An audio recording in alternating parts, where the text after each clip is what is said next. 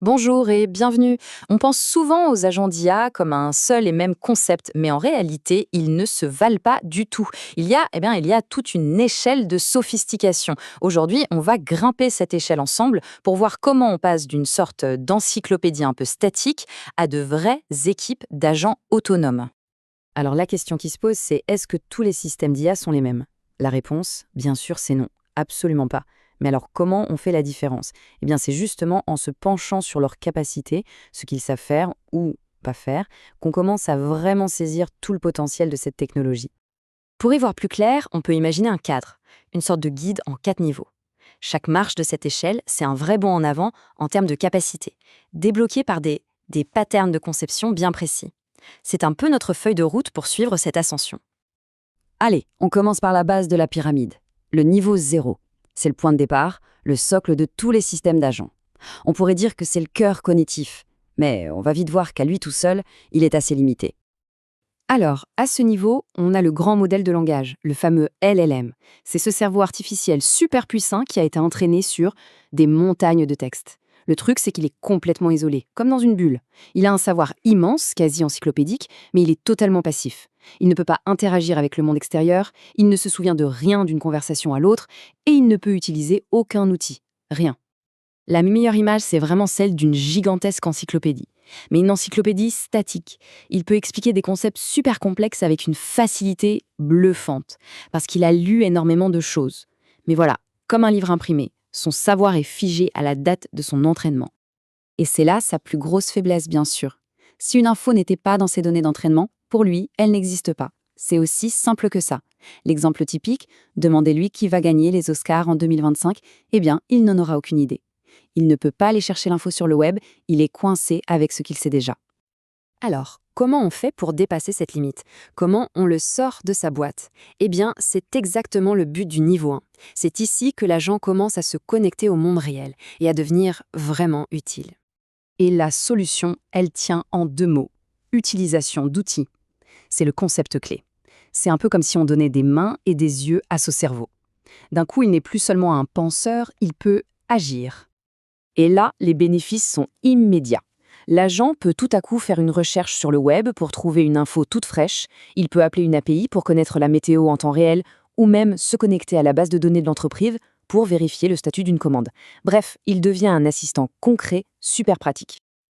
Ok, maintenant on passe au niveau 2. Et là, attention, le saut est considérable.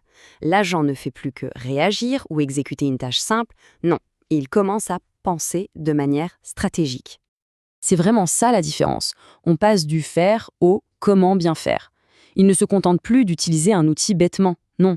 Face à un problème complexe, il va élaborer une vraie stratégie. Un peu comme un joueur d'échecs qui anticipe les coups à l'avance. Le premier pilier de cette stratégie, c'est la planification. Face à un objectif un peu vague comme organise un séminaire d'entreprise, il ne va pas foncer tête baissée. Il va d'abord se poser et décomposer ce gros objectif en une série de petites étapes logiques et réalisables. Une vraie feuille de route. Le deuxième pilier, tout aussi crucial, c'est la réflexion. C'est la capacité de l'agent à faire une pause, à regarder ce qu'il a fait et à se dire est-ce que c'est vraiment bien? Est-ce que je peux améliorer ça? C'est cette capacité d'autocritique et d'autocorrection qui fait toute la différence sur la qualité finale. Et il y a une méthode hyper efficace pour mettre en place cette réflexion. C'est le modèle producteur critique. L'idée est simple. Un premier agent, le producteur, va créer quelque chose, disons un article de blog. Ensuite, un deuxième agent, le critique, va relire ce travail, pointer les faiblesses, suggérer des améliorations. C'est une boucle de feedback interne qui tire la qualité vers le haut. Et on arrive tout en haut de l'échelle, le niveau 3. Là, on change complètement de philosophie. On oublie l'idée de l'agent unique, du super agent qui sait tout faire. L'approche est radicalement différente. Le grand changement de paradigme, c'est celui-ci. On ne cherche plus à créer un agent couteau suisse, mais plutôt une équipe d'agents spécialisés. C'est exactement comme dans une entreprise au fond. On ne demande pas aux comptables de faire du marketing. On assemble une équipe d'experts et on les fait collaborer. Prenons un exemple concret, un lancement de produit. C'est parfait pour illustrer. On aurait un agent, chef de projet, qui définit les objectifs et coordonne tout. Puis un agent chercheur qui va analyser le marché, la concurrence. Ensuite, l'agent marketing prend le relais pour rédiger les textes promotionnels en se basant sur cette recherche. Et à la fin, le chef de projet revient pour s'assurer que tout est cohérent.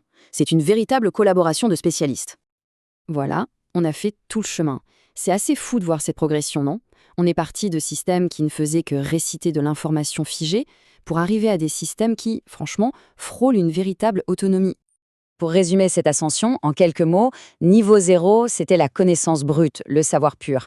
Niveau 1, on lui a donné des outils pour agir. Au niveau 2, il a appris la stratégie, planifier et réfléchir. Et enfin, au niveau 3, il apprend à collaborer, à travailler en équipe. C'est une trajectoire limpide vers plus d'intelligence et plus d'autonomie. Et cette phrase résume parfaitement l'enjeu. On ne parle plus seulement d'IA qui donne des réponses à des questions, non, on parle de la construction d'une véritable main-d'œuvre numérique, autonome, sophistiquée et capable de prendre en charge des projets complexes du début à la fin. Et tout ça, évidemment, ça nous amène à une question fondamentale pour l'avenir. Si ces équipes d'agents deviennent de plus en plus autonomes pour gérer l'exécution, quelle est la nouvelle place de l'ingéniosité humaine? La créativité, la vision stratégique, le jugement? Le vrai défi, et sans doute la plus grande opportunité pour nous, se trouve sûrement là. Merci d'avoir suivi cette analyse.